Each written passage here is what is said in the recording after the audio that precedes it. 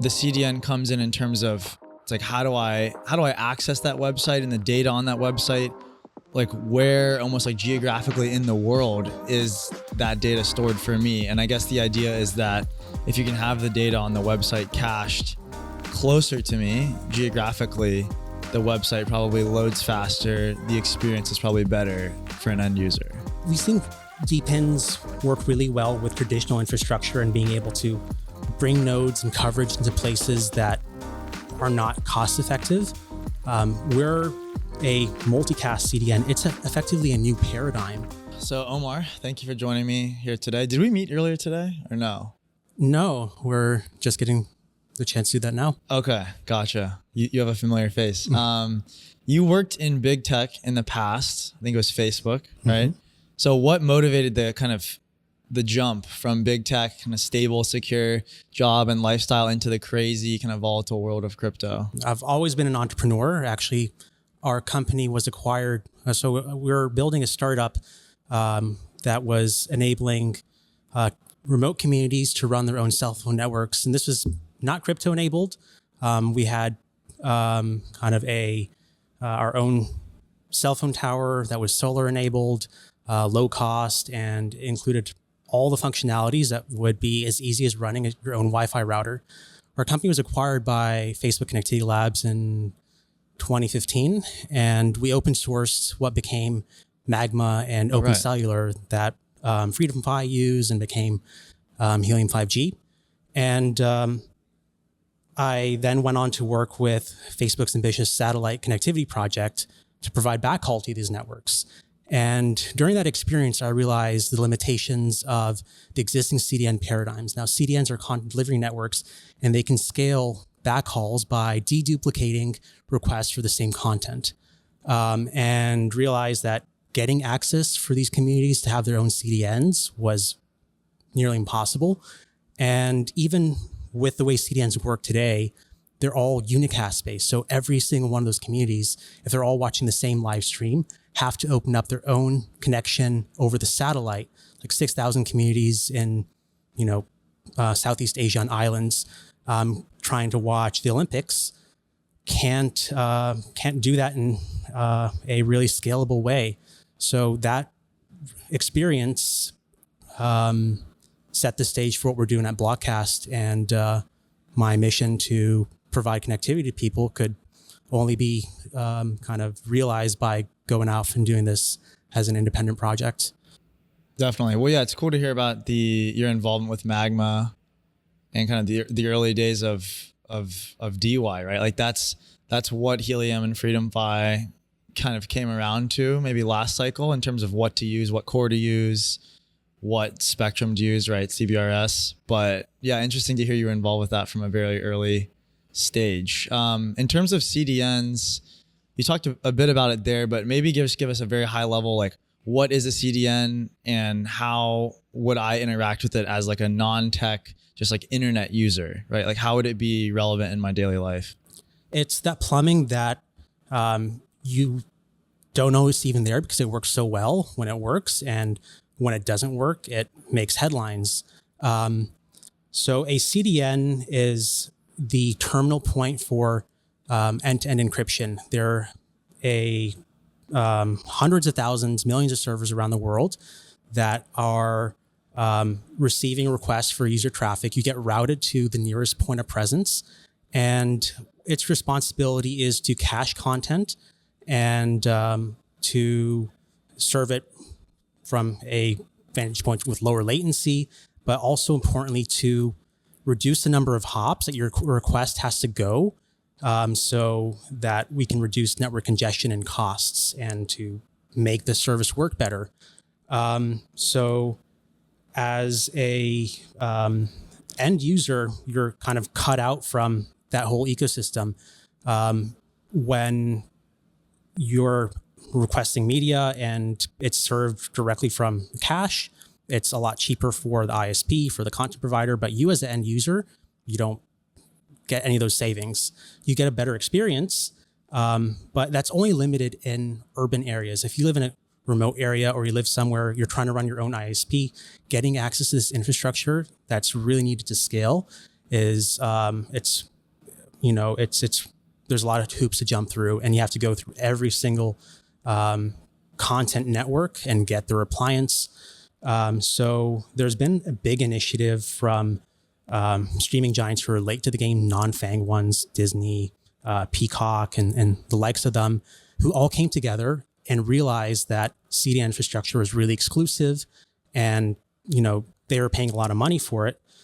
So they started the Open Caching Initiative and allowing for ISPs to run caching infrastructure themselves, and lay the groundwork for even people to have CDN nodes in their homes.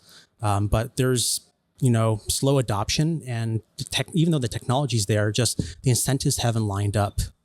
I mean, that's probably where the DePIN part of it comes in. But I guess just to rewind us a little bit on the CDN piece, when I go on Google and I type in a website that I frequent, so Twitter, x.com, it's like the CDN comes in terms of, it's like, how do I access that website and the data on that website?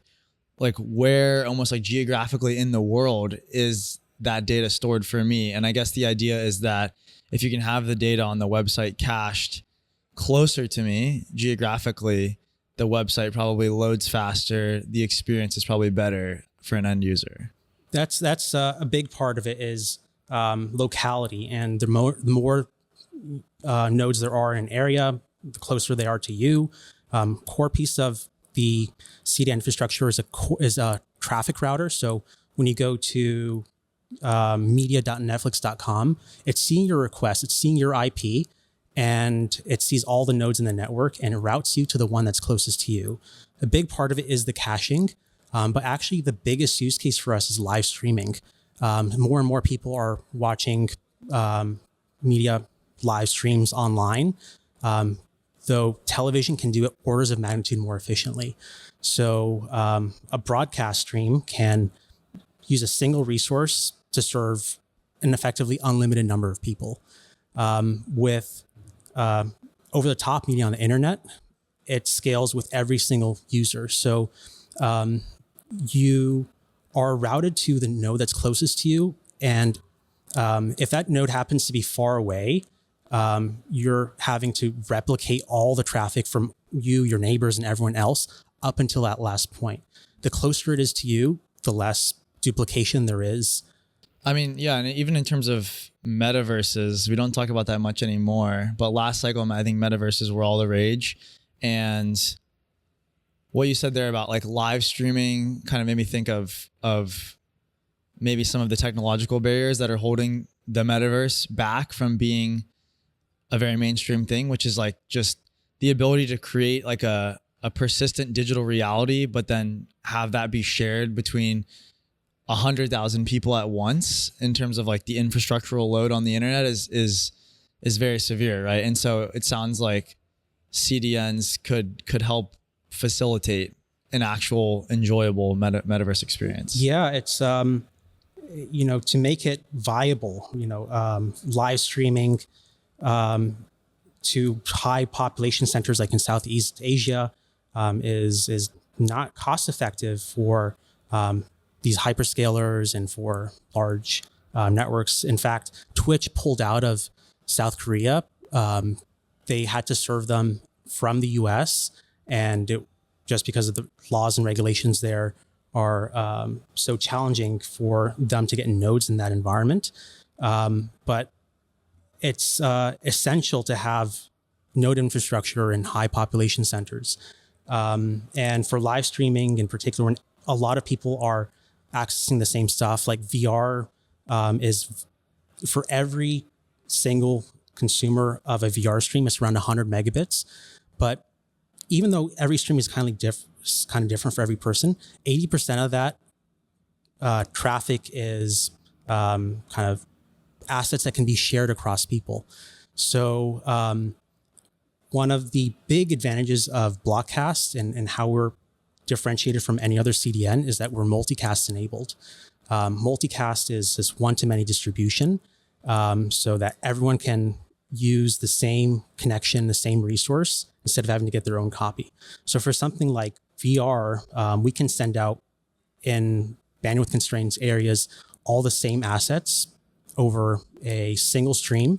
And then you get the bits and pieces that are unique to yourself that your headset can stitch together and enable it to be more cost effective and allow the users to enjoy a higher quality experience. Definitely. Yeah. I mean, the CDN business model or industry is kind of inherently decentralized already, right? We're talking about having nodes or servers around the world closer to the end user just being the way that the technology works. But how do you see DePIN and token incentives and blockchain making the CDN kind of business model and experience even better? We're we've seen DePINs work really well with traditional infrastructure and being able to bring nodes and coverage into places that are not cost effective. We're a multicast CDN. It's effectively a new paradigm. And multicast is orders of magnitude more efficient, particularly for live streams where people are accessing the same stuff. But the existing players don't have the incentive to invest in the infrastructure necessary. So we see DePIN as a means to overcome the cold start problem in getting the infrastructure in place. So you as an individual, you can run essentially a relay that can receive multicast streams over the internet from a tunnel or over an air broadcast and redistribute it to your neighbors and your local network, your area network where multicast is routable. You now have incentives for people to run this infrastructure. Multicast exists, but it never took off because ISPs couldn't bill each other for it. And the whole premise of open caching, which I talked about a little bit earlier, is to have ISPs running this infrastructure themselves. And what we're doing, where we see blockchain really being powerful, is allowing for consumers of CDN capacity being able to onboard new CDNs that are run by independent entities, kind of like DAOs or mining pools, and individuals running infrastructure in places that those providers couldn't get to themselves. And now you have the financial means, you have incentives, and you have the ability to deploy new infrastructure that's orders of magnitude more efficient than the existing paradigm. And there's an incentive to do it, right? Yeah. Sweet. Well, that's awesome. Omar, that's all I've got for you, but thanks very much for coming by. Thank you. Thanks for listening to the Proof of Coverage podcast. We post new episodes Mondays and Wednesdays, interviewing the best DePIN and crypto founders out there. If you like this episode, follow us on Twitter at CoverageProved and all other platforms, including YouTube and Spotify, at Proof of Coverage Podcast. Thank you.